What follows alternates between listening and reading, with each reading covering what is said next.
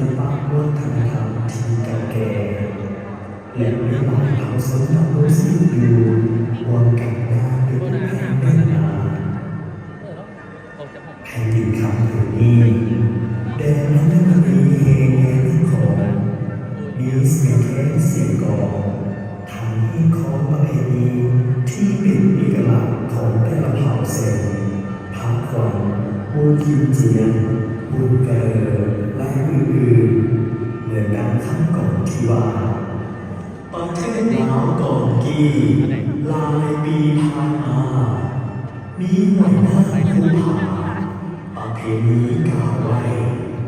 อายเอ้ยน้องใหญ่น้อยลายเท้าหัวผู้ทองทุ่งสาหนาวแจ้งจำปาบานเฮือนหมู่ทุกเผ่าชนเพียงพอนำภาษาพัฒนาเป็นสัญลักษณ์บอกไว้ภาษาเสื้อสร้างลาวจิตใจขาวแจ่มแจ้งเหตุของที่สูงส่งลงสู่มาแลไอ